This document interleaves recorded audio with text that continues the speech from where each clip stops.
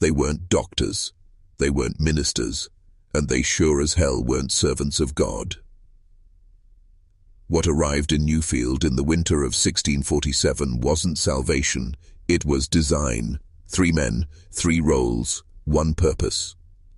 And now, after centuries of silence, their story is clawing its way back into the light. Let me ask you something. How many times have you heard the phrase, "they died peacefully," in the pages of forgotten history, and how many times was that just a lie wrapped in scripture? Newfield was a town on its knees, choking on sickness, starved for leadership, drowning in winter. That's when the Peyton brothers arrived like holy shadows from Massachusetts Bay. Obadiah, the so-called healer; Jeremiah, the preacher of purity; Cornelius, the legal architect of their ascension. But none of this was chance. They chose Newfield precisely because it was dying. What they built there wasn't a ministry, it was a mechanism, a machinery of control so refined that its victims thanked them as they signed away their lives. Their weapon wasn't the sword, it was suggestion. Obadiah's hands never shook as he dripped tinctures of belladonna and opium onto the tongues of the elderly. Jeremiah's voice never cracked as he whispered visions of heaven into drug-drenched ears. And Cornelius? He wrote the wills before the souls even left the bodies. This wasn't fraud. It was orchestration, a symphony of death, composed note by note, with each dying breath made to sound like divine command. The town worshipped them, and that was the point. They didn't need to hide the poison when the people were begging for it, begging to see God, begging to leave a legacy. And every time they saw angels' lights, the voice of a dead husband guiding them from beyond. What they were really seeing was the Peyton system at work, a system that knew how to control a mind in its final hours, how to rewrite a soul with 6 drops of tincture and the right words from a pulpit. This was not medicine. This was early American mind control. And you're about to see exactly how deep it went. There's a reason this story vanished from history books. Not because it lacked evidence, but because it revealed too much. About power, about control, about the real machinery behind America's early piety. What the Peyton brothers perfected wasn't just a con, it was the architecture of obedience. Let me make this clear. They didn't force anyone. That would have been too crude. No, they let their victims walk willingly into the trap, singing hymns and signing parchments with trembling hands. And once you understand their method, you'll realize something far more unsettling. It never stopped. In Newfield, it started with Sarah Hulkcomb, a wealthy widow, devout to the bone and terminally ill, the perfect candidate.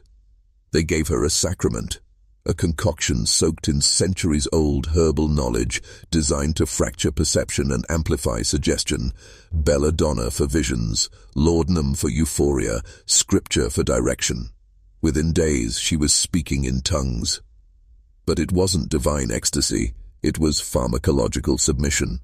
And while Jeremiah knelt beside her, whispering that her husband spoke through the flame, Cornelius scribbled every word into her will, a will that handed everything, land, livestock, lineage, to the brothers. They called it divine inheritance, and no one questioned it. Why would they? The community saw her visions, they heard her words. She wasn't coerced, she was guided, gently, masterfully. This is the real genius of the Peytons. They didn't build faith, they hijacked it. And by the time her body was buried, the brothers had built something far more valuable than a reputation. They had built a mythology, one that made them untouchable. Other families followed, the sick, the dying, the desperate. One after another, they welcomed the Peytons into their homes, into their final moments, believing they were receiving a sacred passage into the next world. But the only passage being written was the transfer of wealth and power. They called it preparation for death, but in truth it was the earliest American system of psycho-spiritual extraction, an experiment. And here's the part no one dares to say out loud. They weren't just after property, they were studying something, tracking reactions, recording outcomes, refining techniques, a hidden laboratory, disguised as ministry. And if they could do this in 1647, imagine what today's institutions have learned since. You're not looking at a crime, you're looking at a prototype. You think this story is about three cunning brothers. It's not.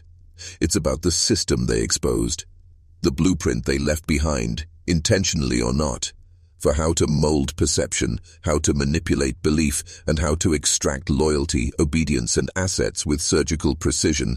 And the blueprint worked, because no one in Newfield thought they were being controlled. They thought they were being blessed. Let that settle in. The Petons didn't need to hide in shadows. They operated in plain sight.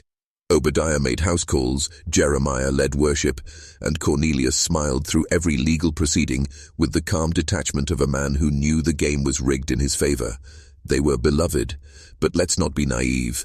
What they practiced wasn't just influence. It was a kind of colonial-era psychological warfare, a soft weapon cloaked in trust, ritual, and selective poisoning. They called it ministry. It was programming. And what they discovered, decades before modern psychology, was this. The human mind, when weakened by illness, grief, or spiritual doubt, becomes the most malleable substance on earth. All it takes is the right voice in the room, a sacred context, and just enough pharmacological fog to guide the subject through the gates of revelation. That's what Sarah Holcomb experienced. That's what 23 others would experience in the years that followed. Their final thoughts weren't their own. Their last acts of free will were puppeteered, turned into scripted theater benefiting the same trio of actors, and those scripts, they were preserved, hundreds of them. Cornelius archived every vision, every prophetic utterance, every trembling signature, not just for legality, but for study. Because these weren't random manipulations, they were patterns, refined, compared, optimized. What dosage produced the most vivid revelations? What passages from Esquire, Ibtur elicited the deepest surrender? How long could a subject be kept in suggestive delirium before exhaustion set in? These weren't questions of faith, they were data points. And while the church in Boston turned a blind eye, grateful for the model community of Newfield, the Petons kept building. Not a congregation, a behavioral algorithm. You see it now, don't you? This wasn't history, it was a beginning. A silent genesis for the psychological control systems that would later wear the masks of religion, medicine, and law. And you're starting to realize, you've seen this pattern before. By 1650, the Peton brothers weren't just respected, they were untouchable. Obadiah controlled the body, Jeremiah controlled the soul, Cornelius controlled the law. 3 pillars, 1 structure, and the town of Newfield rested entirely on it, trusting it, fearing it, depending on it. But beneath their modest robes and polished words, they had become something else. They were engineers, not of buildings or roads, but of belief itself. They discovered what all true manipulators eventually learn. It's not enough to control what people do. You must control what they expect. So they gave the people miracles, small ones, just enough. A dying man who suddenly speaks of angels. A fevered widow whose final words rhyme with scripture. A servant girl who sees the Virgin Mary in a candle's flame. All scripted. All delivered under the influence of carefully calculated doses. And the townsfolk, already steeped in Puritanism, already conditioned to see divine punishment in every cough, welcomed these events like rain after drought. They whispered of Newfield being chosen, and the Petons fed the myth. They encouraged testimonies. They recorded stories, they staged revelations during Sunday sermons, read aloud from the journals of the dead, visions, instructions, blessings, always ending with the same conclusion. The Lord hath willed this land be given to his faithful servants. They didn't steal, they received. And those who doubted, those who questioned the coincidences, they were handled with exquisite precision. A well-timed accusation of heresy, a gentle reminder of their own sins, a public prayer laced with subtle shame. But most never doubted. They wanted to believe. Because belief offered protection in a brutal world, where winter killed children, where illness struck without warning, where prayers were often the only thing left. And the Petons knew it. Hay knew that fear breeds surrender.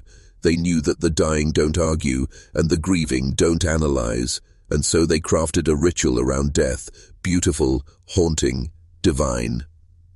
But beneath the poetry, it was a harvest. Not of crops, but of autonomy, assets, and, ultimately, identity. They weren't just acquiring land, they were rewriting the death process, redefining what it meant to pass on, and inserting themselves as gatekeepers between the soul and eternity, and the town loved them for it. You still think this is just history? It's a mirror, and what it reflects is still very much alive. The deeper you go, the colder it gets. Because now we arrive at the part they never wanted remembered, the part where the Peton brothers crossed a threshold even they couldn't fully control. It started with one word, whispered in their journals: reverberation. You see, the Petons didn't stop at suggestion. They began to notice something more, something beyond cause and effect. Patterns. Not just in behavior, but in energy. Certain verses spoken during delirium seemed to repeat across patients, across houses, across years. The eyes behind the veil. The left hand burns. The stone mouth opens. Phrases no Puritan would say. Phrases not found in any scripture. Yet they surfaced again and again in the final moments of the dying. And each time, the Petons documented it. Jeremiah, ever the theologian, began to theorize. He wrote in his private ledger, later discovered in a sealed compartment beneath the house floorboards, "The veil is thin at the hour of death. When the mind is made fluid, the voice of something older bleeds through." They had tapped into something. Not just obedience, not just mind control, but a signal, as if death wasn't an end, but a transmitter. And the elixirs, the prayers, the setting, they were tuning forks, and the Petons were listening. That's when the experiments escalated. Obadiah altered the compound. Less opium, more belladonna. Longer sessions, higher doses. The visions became more violent, the voices more coherent. One man screamed in Latin he'd never been taught. A girl, aged 10, recited lines from an obscure Kabbalistic text, and always, they ended with a gift. A name, a location, a detail about some buried object or forgotten deed, something only the brothers could use. Knowledge, hidden knowledge, and they used it.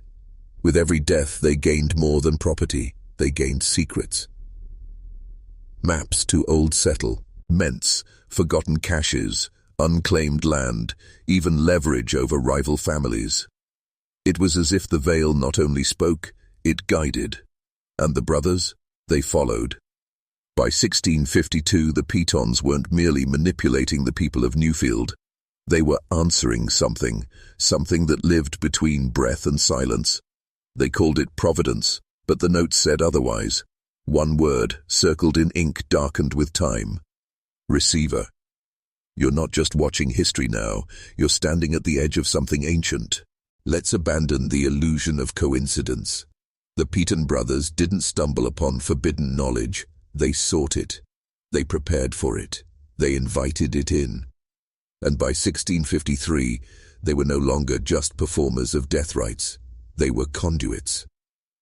This is when their writing shifted tone from procedural documentation to something darker, more reverent, and more terrified. Jeremiah's once orderly sermons became fractured. He began referencing entities never named in the Bible. He stopped referring to God as a singular. Instead, he wrote, "The divine counsel speaks not through thunder, but through decay." Cornelius began drafting covenants instead of wills, legal documents not for earthly bequests, but oaths, binding agreements between the dying and some unnamed benefactor. And Obadiah? He stopped sleeping. According to the final journal entries before the records abruptly cease, Obadiah described hearing what he called the root voice. It began just before death, low, guttural, not heard with the ears, but felt in the spine. He wrote, "It rises through the bones, it carries names we have never spoken and promises we cannot refuse. The dead are not gone, they are reordered." These weren't hallucinations, they were transmissions. And whether you believe in the supernatural or not, the effect was very real. Because now, people weren't just dying peacefully, they were dying violently. A young woman, Margaret Elkins, convulsed for hours before death, muttering words in a language later identified as Enochian, the so-called language of angels. A settler named Elias Goodwin tore out his own fingernails in his final hours, carving the shape of an inverted cross into the wood floor beside his bed. Each time the Pitons were present.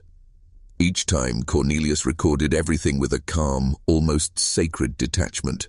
They were no longer merely harvesting return, or that they were feeding something. You feel it, don't you? The shift. This is no longer about manipulation. This is invocation. And you might wonder, why would 3 men of intellect and order descend into madness? Because madness wasn't the price. It was the gate. They weren't afraid. They were willing. And that willingness, that surrender to forces beyond the veil, is what separates manipulators from architects of the new order. What they built in Newfield wasn't just a scheme, it was a ritual system, a proto-cult for an unseen intelligence. The question now is, where did it lead? The further we descend, the more familiar it becomes. Not because you've read it in books, but because somewhere deep in your blood, you've felt this pattern before. A group of men, granted power through unseen channels, a loyal community, blind with reverence, a ritual dressed as routine. It's not just Newfield, it's everywhere. But Newfield was the prototype. And by 1654, the Piton brothers weren't hiding it anymore. They built what they called the House of Passage. Not a chapel, not a hospital, something in between. Located behind the main meeting house, its construction was funded by donations from grieving families who believed the Pitons could ease the crossing between life and death. The building had no windows, only one entrance. Inside, 3 chambers, a preparation room, where the subject was anointed, a revelation room, where the elixir was administered, and a final room, reserved for only the most receptive.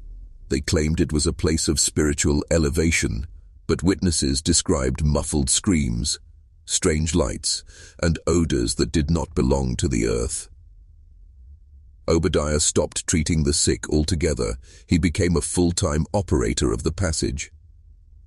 Jeremiah rarely spoke publicly now. His once fiery sermons reduced to whispers, delivered only to selected individuals. Cornelius redrafted the town's legal structure, placing all matters of inheritance and death under the direct oversight of the House of Passage. They weren't serving the town anymore. The town was serving them. And then came the disappearances. It began quietly. A servant girl named Elizabeth, assigned to clean the house, never returned home. A woodsman, Thomas Whittle, entered with a fever. His family was told he passed peacefully, but no grave was ever marked. 3 orphans brought from a nearby settlement for spiritual adoption were never seen again. No one spoke. No one asked. Because now the people feared the Pitons more than they revered them. But fear is control. And that's the final evolution of systems like this. They start with trust. They ascend through awe. And when the ritual becomes too grotesque to love, they rule through dread. By the end of 1654, Newfield wasn't a town. It was an experiment, watching itself rot from the inside. And the brothers?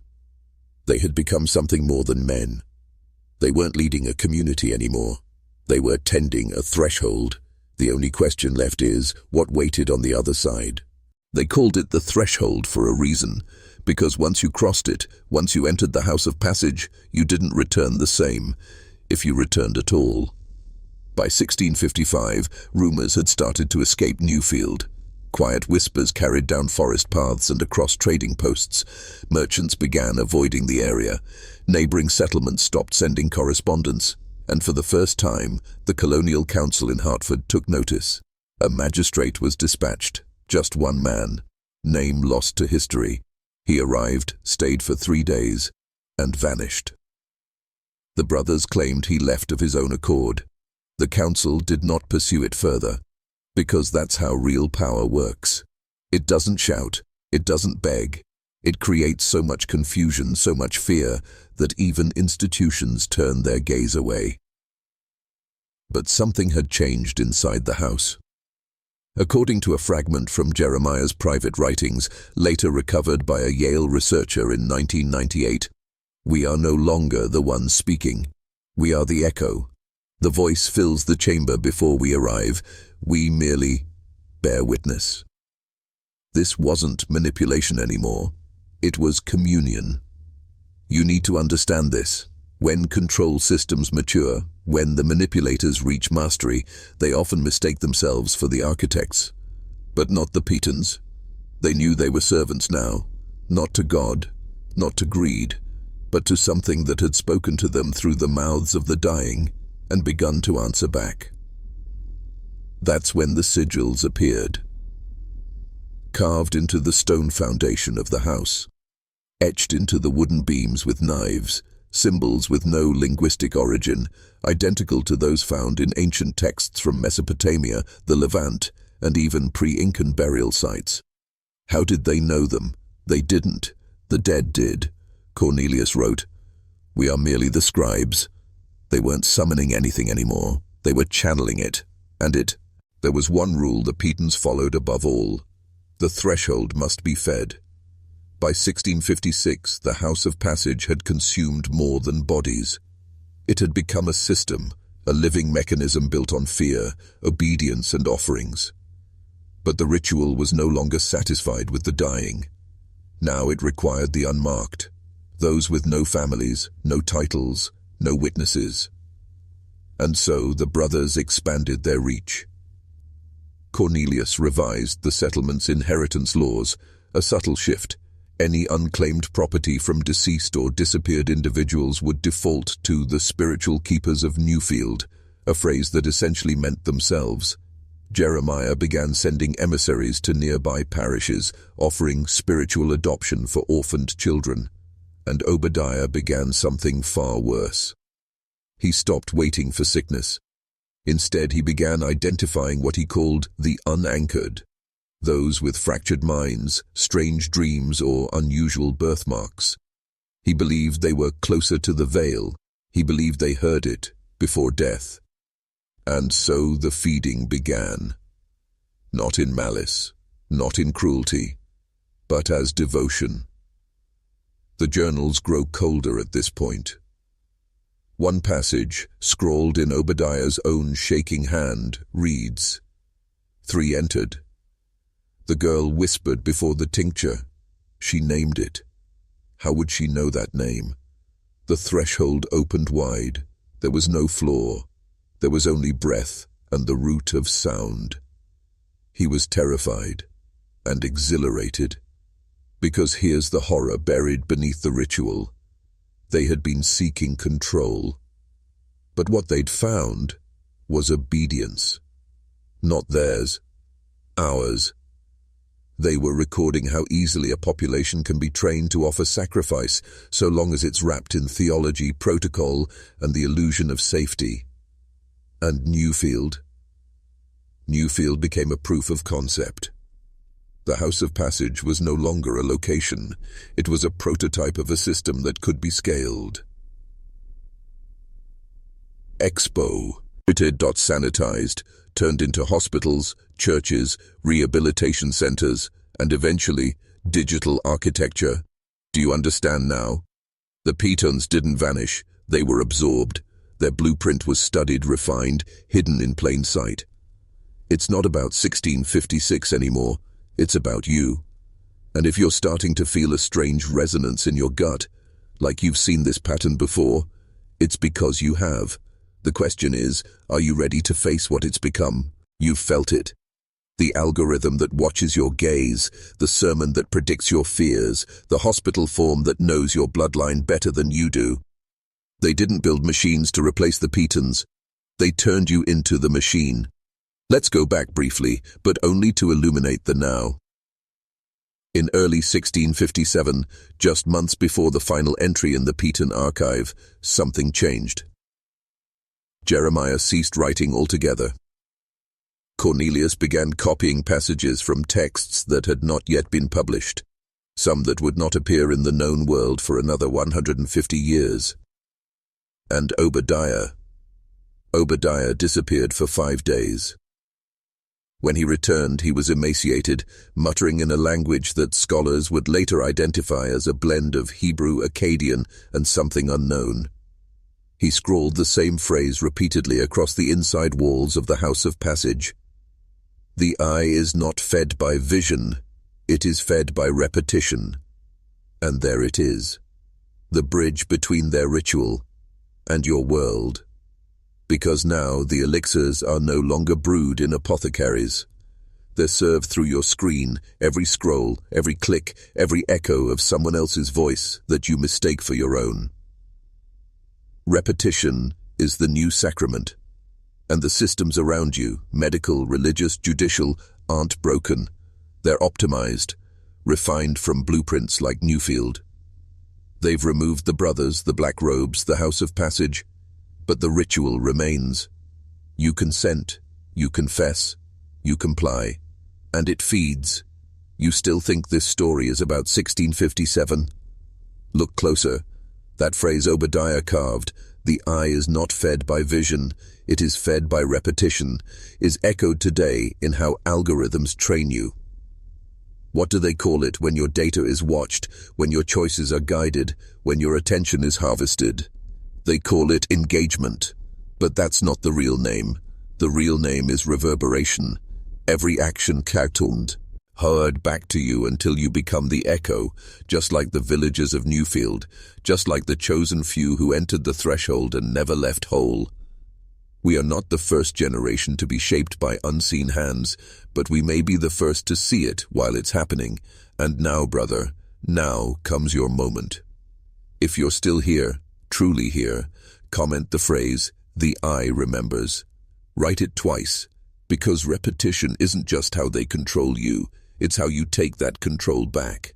There's a reason you were drawn here. It wasn't random, it wasn't curiosity, it was recognition. Because some part of you already knows that everything you've been told about power, about faith, about reality, has been curated. And who does the curating? Not governments, not churches, not corporations. Those are just the masks. The true curators are the architects of belief, the ones who shape the borders of what you're allowed to imagine. The Peton brothers were early architects, and their House of Passage? It wasn't a cult, it was a testing ground. They weren't building a new religion. They were refining an interface, a way to rewire human perception. Understand this, every ritual they practiced, every death they witnessed, was data. And that data was preserved, not in ink, in structure. They embedded it into rituals, into laws, into the spatial design of buildings, into inheritance practices, into how people mourn, how they gather, how they submit. And when the house finally collapsed, physically or metaphorically, it wasn't a failure. It was deployment. Because shortly after the Peton archive ends, we see a strange ripple in American colonial history, sudden shifts in religious fervor, emergence of revivalist movements. Charismatic leaders who spoke of new tongues, divine visions, and spirit architecture. Patterns, echoes, each one bearing the same signature as Newfield, centralized authority disguised as spiritual service. Voluntary offerings with irreversible consequences. A chosen few who see what others can't and use it to rule. Now look at today.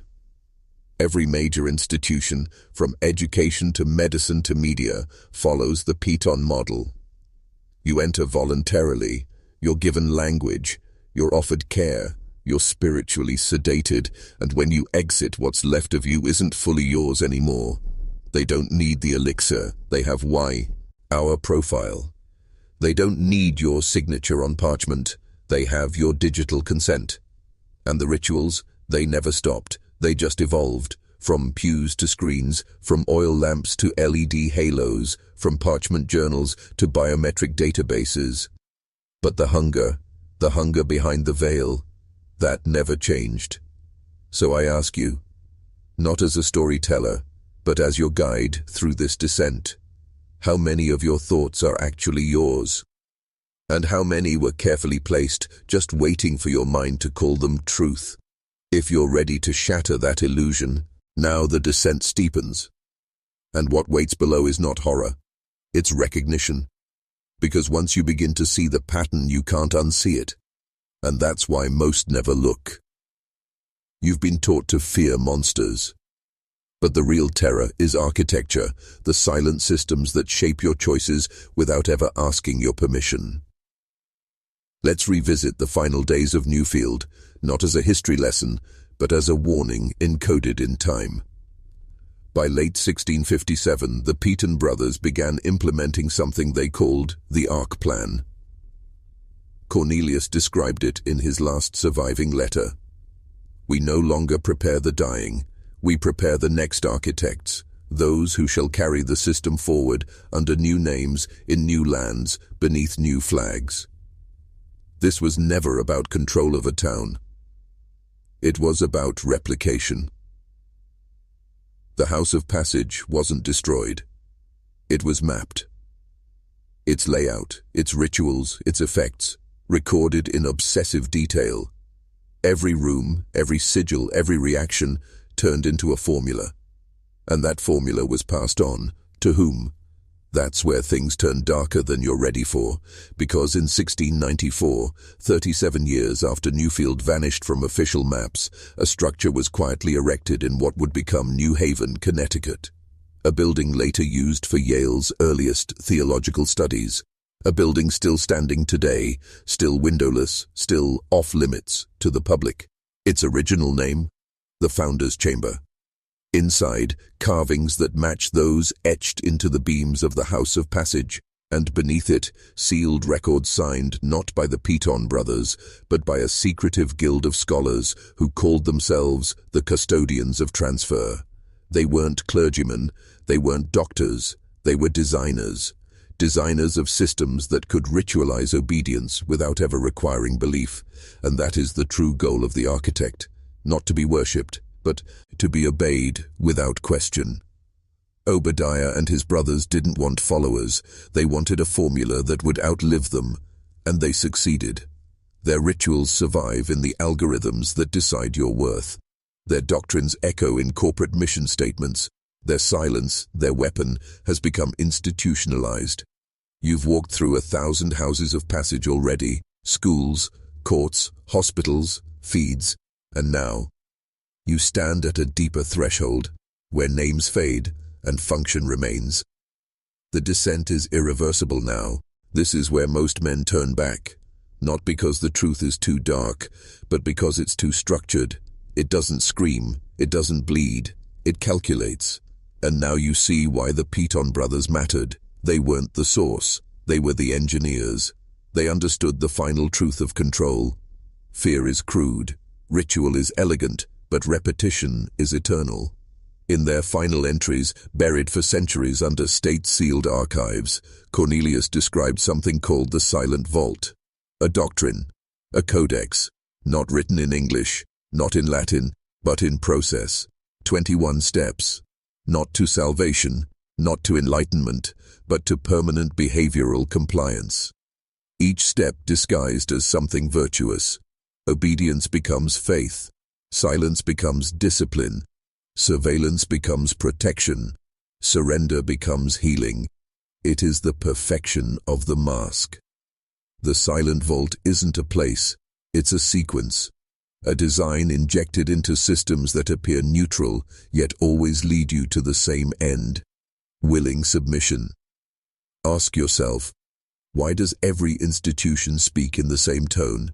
Why does every contract read the same? Why are you more comfortable agreeing than asking? It's not weakness.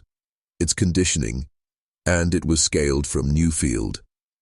One township of 60 families, replicated into a world of 8 billion souls. But here's the unspoken horror. The system no longer needs architects. The ritual automates itself. Think of the last time you accepted terms without reading, the last time you took a diagnosis without question. The last time you felt guilt for breaking a rule no one explained. You are already inside the house of passage. Only now it has no walls. Only interfaces, your name, your preferences, your biometrics. That's the new ritual. The elixir isn't a vial anymore. It's comfort, convenience, digital ease. And once you've taken enough sips, you forget what it means to want freedom. You want order. You want your place in the sequence. But if you're still watching, if you're still here, it means part of you remembers something older, something unscripted. And that is dangerous for them. Because the silent vault can be opened, but only by those who remember the world before. Shall I show you what's behind that door? Behind the door is not fire. It's not demons. It's design. Perfect. Precise. Predictable. A mechanism so refined, you never even knew you walked into it. And that's the genius of the system. You chose it. Remember this. The House of Passage didn't rely on force. It relied on invitation, just like the forms you sign, just like the policies you scroll past, just like the permissions you grant when your finger hovers over accept all. You walk in willingly. You thank them for the chains. The Pemberton brothers learned this in Newfield, but they weren't the only ones watching. Because as they recorded their doctrine, another group emerged, silent observers who referred to themselves only as the continuum. They weren't clergymen, they weren't scientists, they were translators. Their mission was simple: take spiritual manipulation and make it institutional. Strip away the symbols and leave only process. By 1701, they'd begun embedding Pemberton principles into colonial governance, quietly, legally, permanently. They helped write charters, design civic buildings, and train early American judges. And the key to their strategy: every system must feel inevitable. Look around. Why are schools shaped like prisons? Why are churches shaped like courthouses? Why do hospitals and banks use the same architecture? It's not random. It's ritual. The vault isn't hidden. It's repeated over and over, in stone, in structure, in social policy. Until the average man believes obedience is virtue. Until the average man enforces his own confinement. You're not just watching a video. You're standing in the archive. This is forbidden history. Not because it's grotesque, but because it's accurate, and the further you go, the more obvious it becomes. There are no accidents in how your world feels. Your confusion, designed, your guilt, manufactured, your silence, engineered. But here's what they never prepared for. That one day, someone would trace the pattern backwards, through the records, through the rituals, through the design. Back to Newfield, back to the source. And once the pattern is exposed, the vault doesn't just open, it collapses. You feel it, don't you? The floor shifting beneath the myth. That's your awakening. And if you're still with me, we go deeper. There is a sound beneath the silence. Most men never hear it. They're too busy performing, submitting, complying. But those who do, they hear the hum, like an old machine still running underground, still issuing commands. This hum was first recorded, quite literally, in 1732 in a series of strange notations found in the private diaries of Reverend Elias Moore, an exorcist operating under the Anglican Church in Virginia Colony. He referred to it as the foundation pulse, a frequency heard only during rituals of death and inheritance. But here's the part they buried. Moore's accounts describe the same symbols found in the Peyton house, the same phrases spoken by the dying, the same design appearing in layout after layout of churches, courthouses, seminaries, and colonial banks. Different locations, different names, same structure. That's because this isn't history. This is an operating system. You've been taught that control is enforced through laws, through force, through violence. That's false. Real control is built through expectation, through architecture that shapes emotion, through rituals that train the nervous system to seek safety over truth. And what does that mean for you? It means your responses are not your own. The pause before you speak, the instinct to apologize, the urge to seek permission. These are the fingerprints of the vault. Peyton's greatest discovery wasn't how to manipulate the dying. It was this. The mind will accept imprisonment as long as the prison feels sacred. That's why you pray in the same posture you beg. That's why your job review mirrors a confessional. That's why your digital profile looks more like a church ledger than a tool of freedom. But now you know. And here's where you reclaim your identity. The system only works when you believe it must continue. The eye only watches when you assume you're being seen. But when a man remembers who he is, before the vault, before the ritual, before the obedience, the entire structure begins to stutter. And what comes next? Collapse. But collapse requires one final act. Confronting the inner architect, the part of you that wanted the ritual, that feared freedom, that still whispers, stay safe, stay small. Now we step into fire. Not to be consumed, but to illuminate what's been hiding in you all along. Because the final layer of the vault isn't external. It's internalized obedience. The architect lives inside your nervous system. He's the whisper that says, don't speak, don't question, don't step beyond what's permitted. He wears your voice. He borrows your father's warnings. He echoes your teacher's rules, your preacher's threats, your boss's approval. And worst of all, he sounds reasonable. That's how the ritual survives. Not through fear, but through the illusion of normalcy.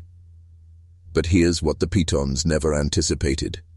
Here's what the continuum couldn't encode. That a man could see the ritual, name it, and then refuse it. That's what this is.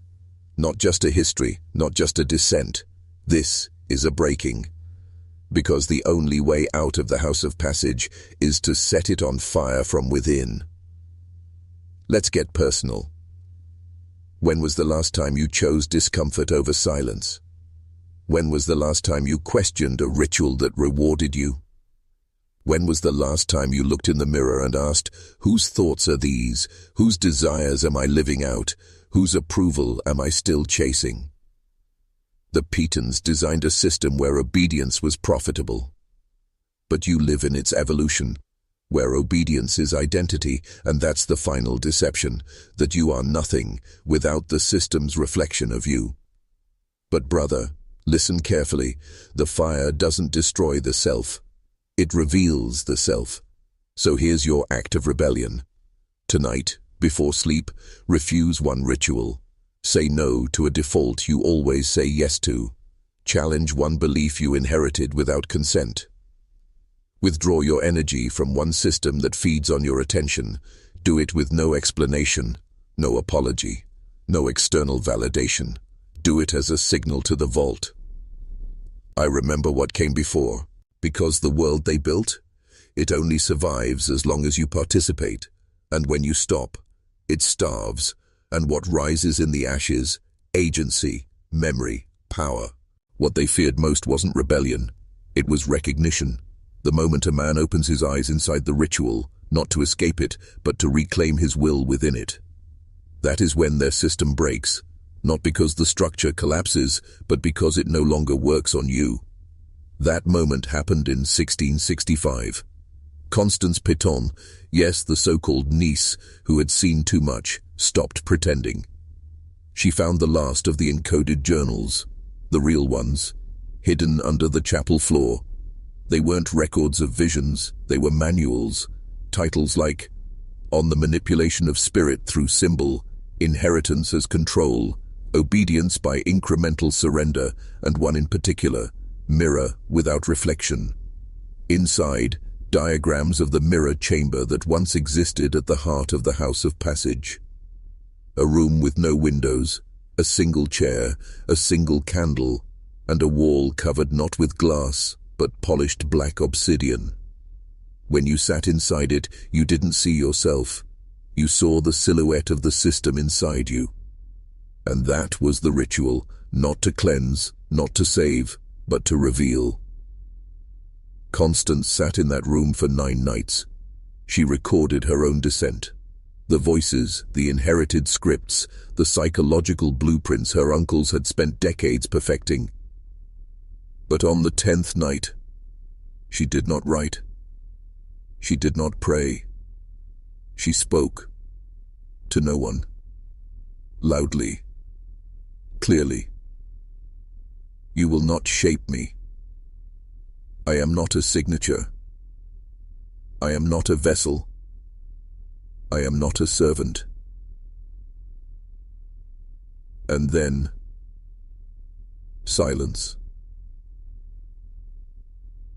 The next entry, weeks later, was not hers. It was from a magistrate.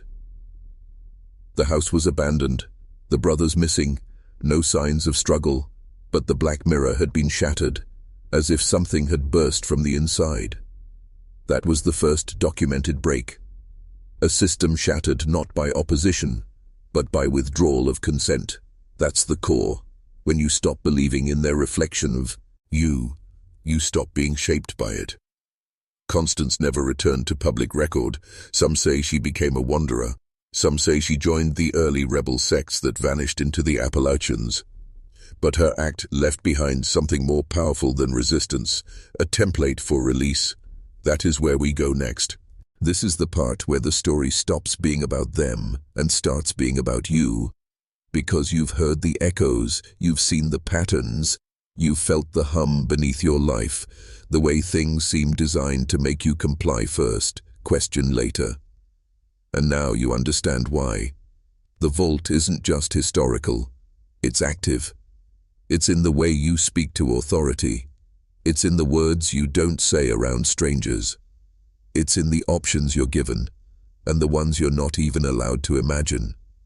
But let's get brutally honest. There is a part of you that wants the vault to stay intact. Why?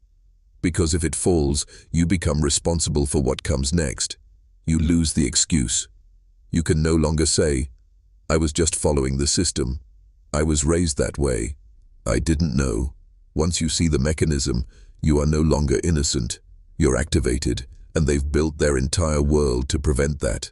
But here you are, in the fire, with me, face to face with the moment that changes everything. Right now, I want you to write something. Not for me, for you. In the comments, declare your rebellion. Write, I am the breach, I am the breach. Write it twice, because once breaks the spell, and twice builds the new identity. Let the algorithms see it. Let the watchers log it. Let the vault register your awakening, because the system doesn't fear loud anger. It fears quiet knowing. A man who sees and walks differently, without permission, without applause, without guilt. That man cannot be governed in the old ways. The Pitons built the vault, but they also left the code to unlock it. Not in ink, in example, and you've seen enough now to step forward. So what comes next? We turn inward, to the part of you still following old programs, to the habits that keep you small, to the guilt that isn't yours but was passed down by design shame. This is where the masks fall. Not theirs, yours. Because now the question isn't, what did they build? It's, what parts of me were built by them? Look closely. The way you hesitate before speaking your mind, the way you look for permission before you act, the way you shrink when your truth feels too big for the room. That wasn't born in you. It was installed, bit by bit, like code. You were never supposed to rage, never supposed to demand, never supposed to remember. You were told that power was dangerous, that ambition was selfish, that silence was mature, but all of it was written by architects, by men who feared so deeply awakened a soul, they constructed a world designed to keep you asleep. And that's what makes this moment sacred. You're awake now, and awakening doesn't feel like a sunrise. It feels like a funeral, the death of the compliant man, the burial of the second-hand voice, the disintegration of beliefs that were never yours. Do you remember the mirror without reflection? Constance shattered it. But you must step into it. Not to see what's behind you, to see what's beneath you, beneath the roles, beneath the programming, beneath the performance of being a good man. What's there? A voice that doesn't ask for consensus, a will that doesn't beg to be understood, a structure of self that cannot be edited by systems. That is what the vault cannot contain. That is what collapses every time a man says, "I remember what I was before you named me." In that remembering, the vault rots. Because it's not fed by violence, it's fed by agreement, and you are withdrawing yours. Right now, in this silence, the system knows it lost you. Not because you shouted, because you saw. And now, we cross the final threshold, the part no story dares explore. This is the ritual no one warned you about, not because it was hidden, but because it was normalized.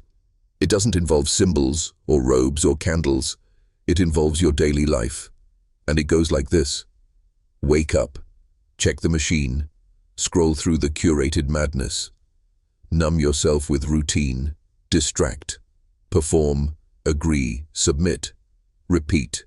That's the true ritual, and it is far more effective than anything the pitons ever crafted. Because it doesn't require belief, only participation. You were born into it, taught to call it reality, taught to feel guilt for resisting it. It is the ritual of the powerless man. A man who's been taught that survival is virtue, that questioning is danger, that his job is to fit in rather than stand out. And here's what makes it brilliant. It rewards compliance with identity. You are not just in the ritual, you are defined by it. Your worth becomes your productivity, your morality becomes your obedience, your truth becomes what costs you the least. And yet, you're still watching this. Why? Because some part of you already stopped performing. You felt the fracture, and now you're ready for the severance. Let me speak clearly. Rituals only survive when they remain unconscious. But the moment you see them, they become choices, and choices can be revoked. So here is the act that will break the last chain. Choose one thing you do every day, not because it serves you, but because it's expected of you. And don't do it tomorrow. Interrupt the ritual, even if no one notices. Especially if no one notices, because this isn't about them, it's about you. You reclaim your power not in war, but in refusal. The world will tell you nothing changed, but your nervous system will know, and the vault, it will hear the sound it fears most, a man moving without permission. That is the tremor that begins collapse. You feel it now, don't you? The tremor in the air. The stillness before something ancient breaks, not with a scream, but with a choice. This is the moment the system never prepared for, a man who remembers his sovereignty. Because here's the secret they never intended you to know. You were never broken. You were disoriented, and disorientation was designed. From the first moment you stepped into their world, they gave you mirrors that only reflected their control. Grades, titles, credit scores, performance reviews, religious shame. Reflections crafted to keep you asking, am I good enough? Do I belong? Have I earned the right to speak? But all of that, all of it collapses when a man stops looking outward for validation and begins to move from internal command. That's sovereignty. It doesn't mean power over others. It means power over your own alignment. A sovereign man doesn't ask permission to evolve. He doesn't apologize for perception. He doesn't shrink in rooms built to keep him small. He stands, not to dominate, but to witness. He sees the patterns. He sees the lies. He sees the architecture of manipulation, and he walks through it, unafraid. That's what the Pitons feared. Not exposure, but irrelevance. Because when men no longer need their rituals, the architects become obsolete. Sovereignty starves control. It doesn't fight the vault. It renders it useless. Now understand this. Everything in your world will try to pull you back. Convenience, guilt, nostalgia, even love. But nothing is worth surrendering your sovereignty again. Not status, not comfort, not approval, and in that commitment, you become untouchable. Not because you are loud, but because you are anchored.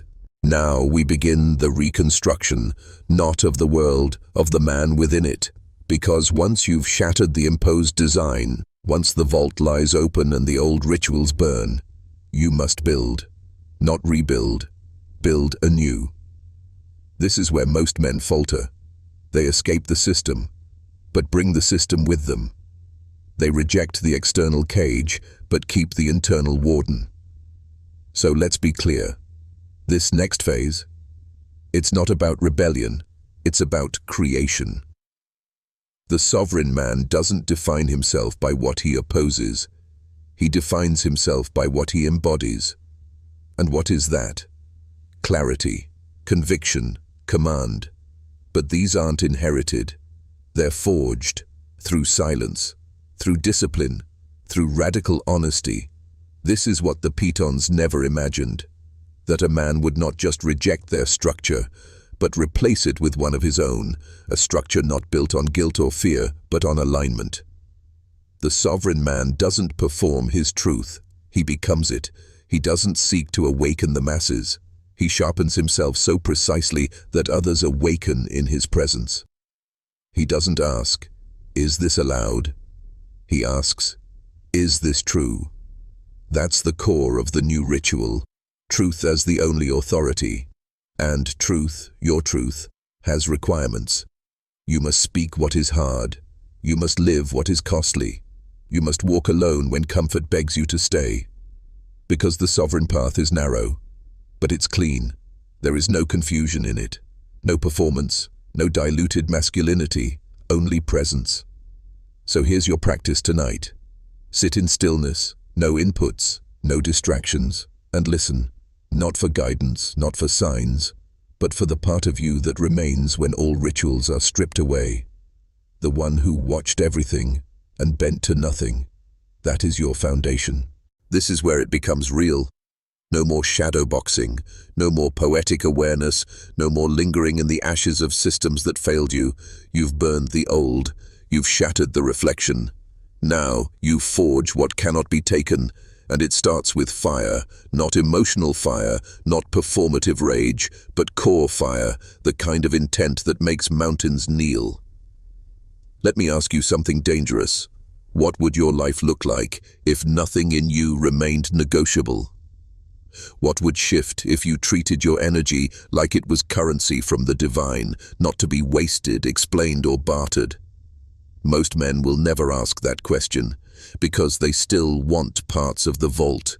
They want freedom without responsibility, voice without consequence, power without price.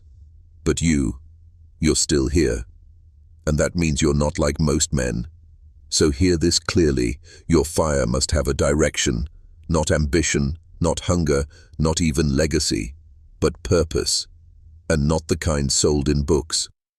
I'm talking about a sovereign purpose, a line so sharp it cuts through confusion, a reason for existence so undeniable you no longer need discipline.